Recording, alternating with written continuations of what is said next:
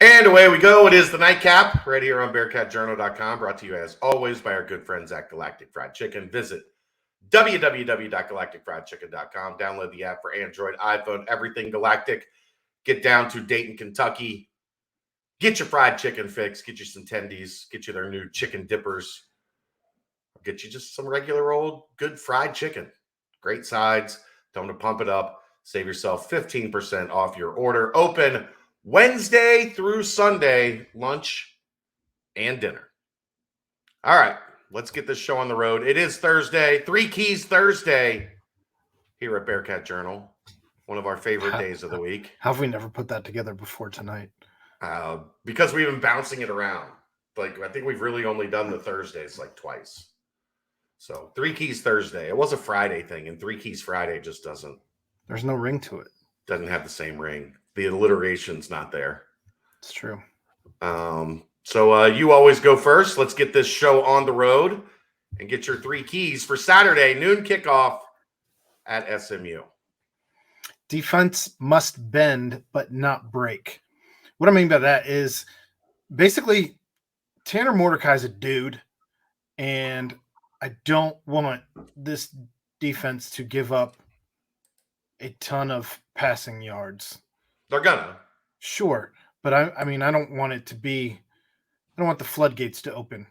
But I think bend but not break means you're going to give up yards, but when you get in the red zone, buckle down, hold them to 3, which is not been a strength. And look, last year's defense was historic in terms of buckling down, especially third down and in the red zone.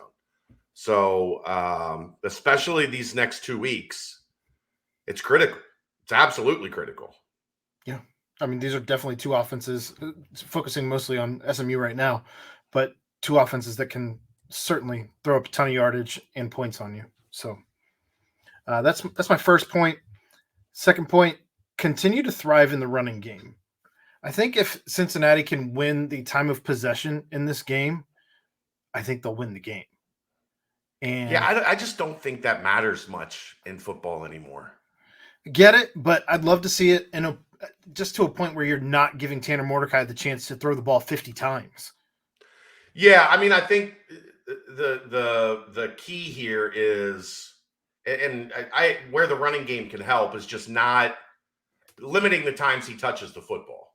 Yeah, that's my larger point here is just the less opportunity you give Tanner Mordecai, the better off both your offense and your defense are going to be.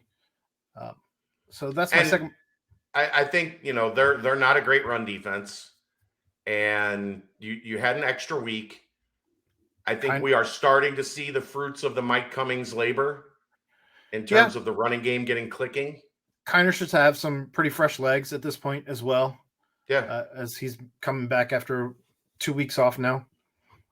1 game, but 2 weeks. So, and 3, play a clean game for the second straight game. And by that, don't give up a ton of third downs. Don't give up a ton of penalties, penalty yardage anyway.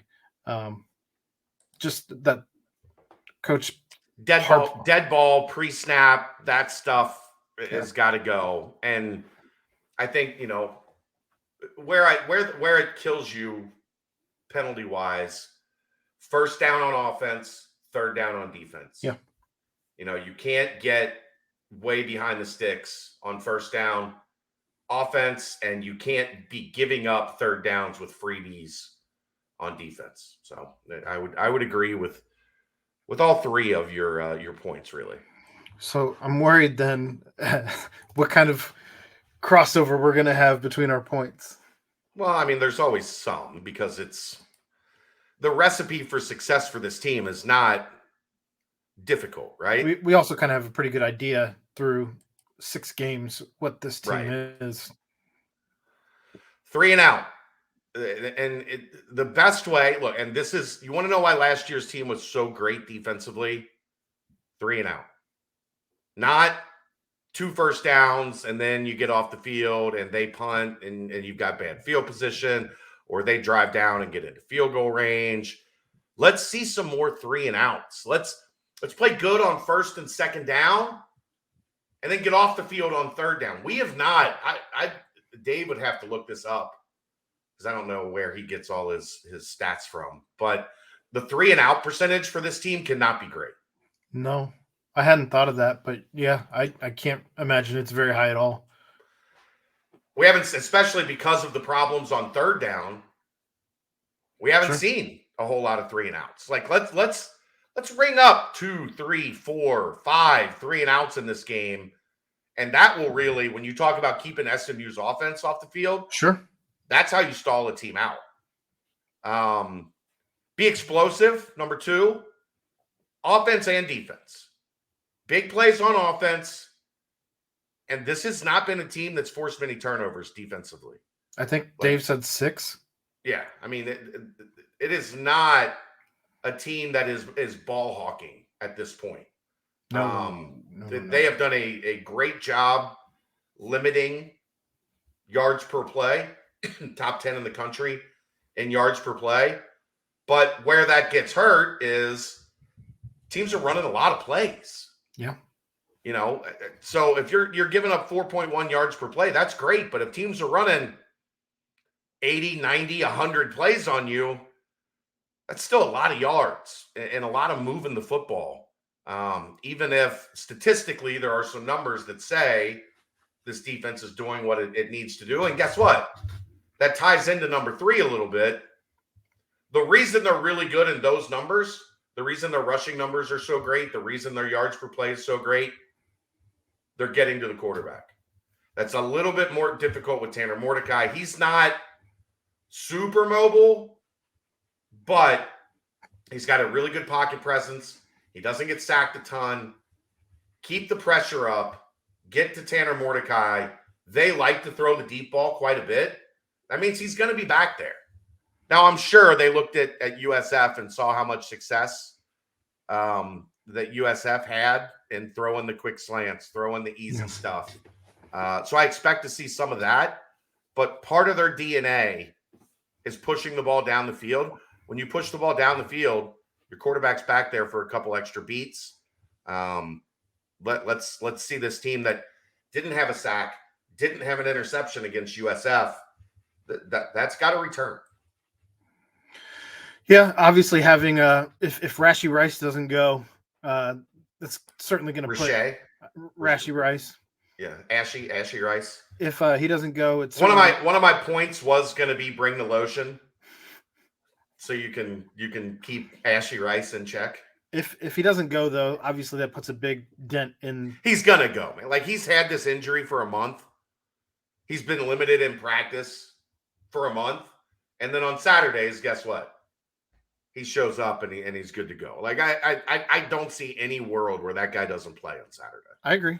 I'm just saying if he doesn't go, I mean, yeah. I'm hoping you're right, because if he doesn't go, he is most of their offense. I mean, what? 54 catches and the next high of 59 catches, whatever it is, the next highest guy is 14. Yeah, that's very different. He's basically been Tyler Scott and Trey Tucker combined for them. Yeah, that's crazy. Right. Those guys, I think, are like 57, something like that, 57 combined catches on the season combined. Yeah. And Ashy Rice has, just about that number himself. Anything else on the game you got? What do you think of black helmets, white face masks? Oh, did they announce? I haven't seen it yet.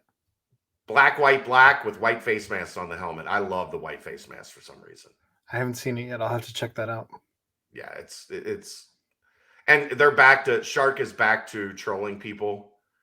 They did the like the light thing they've done before, where every time it was Chuck, and every time he swipes the light past him, the uniform combo changes.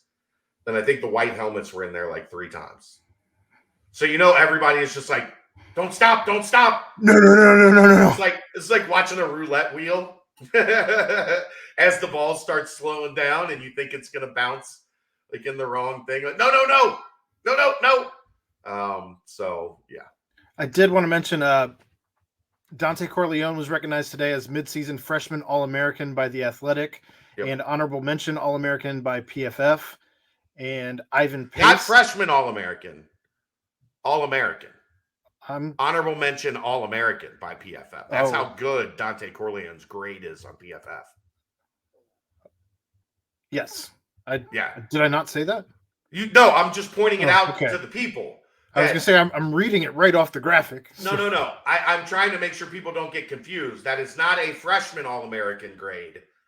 That is an All-American honorable mention for Dante Corleone because of his PFF grade. Coming off the bench. Yeah, and dominating. Also, Ivan Pace was a midseason first-team All-American for The Athletic, ESPN, the AP, PFF, and Pro Football Network. The network, okay. And then the Defensive Player of the Year in a couple of those places right now. Shocker. Yeah. Well, I mean, PFF, obviously, they have him graded as the number one defender in the country. So the number one defender in the country is going to get the award for... The nod. Sure. Yeah, for the number one defender in the country, plus the number one linebacker in the country. Boy, that would also is a good thing that he came home. That would also make him a consensus All-American. Yeah. And also, Coach Fickle was, again, a Dodd Award finalist on the list. As it is currently. I think there's like 25 people or so on it. The mid-season awards that I saw, people giving out, most of them had Willie Fritz from Tulane as the AAC Coach of the Year. And I'm sure some of this is Fickle fatigue. Well, you also have to consider Tulane finally getting over the hump and not having made any noise since 1998. There's something to be said for it. Luke Fickle replaced half of his best team ever. Yeah. And those guys are all kicking ass in the NFL. Yeah. And Cincinnati is still atop of the American Athletic Conference. Yeah. And in the driver's seat for a New Year's Six Bowl. So I get Willie Fritz. I get it. Isn't this also like the fourth year that they were supposed to be the hot team? Watch out for Tulane. Watch out for Tulane. They finally put it together. Okay. I'm not disparaging Willie Fritz. He has done an incredible job. That team is a win over Kansas State, who looks really good in the Big 12. I get Willie Fritz being the choice. I'm just saying, Luke Fickle's also doing a hell of a coaching job this year. Yeah. If you beat Arkansas, I don't think there's any mention of Willie Fritz. But right, if they're 6-0 and that win over Arkansas would have jumped them into the top 15, 12, whatever, 10. And then you kept winning, you would be up in the top 6 or 7 or 8 again. And but that didn't happen. I shoulda, coulda, woulda, yeah. Yeah, I just think you reload the way that they said they were going to reload. And you don't rebuild for a G5 school that lost that much talent, more talent than a G5 school has ever had, and you're still firing pretty much on all cylinders, I think that guy deserves at least a little bit of consideration for National Coach of the Year, or for Conference Coach of the Year at least, and National Coach of the Year as well, as evidenced by him being nominated for the Dodd Award. Yep. So that's all I got. That's all I got, too. Cool. I will see you on Saturday night, my friend. Fridays are off days for the nightcap. We'll see what kind of shape I'm in. On Saturday? Family party at my mom's house. Could be interesting. Oh, boy. What time's the party start? 3. You're not coming to the Grail for a little bit? First half? Nope. Got to do the family stuff. Unbelievable. Well, you can come to the Grail as well and meet us there. And then when you're done with the Grail and you have lunch at the Grail and you watch the game, then you go to Galactic Fried Chicken after the game for dinner. And then you support both of our sponsors. Make that happen. All right. We'll see you see you Saturday. This is the Nightcap, brought to you by Galactic Fried Chicken, right here on BearcatJournal.com. See ya!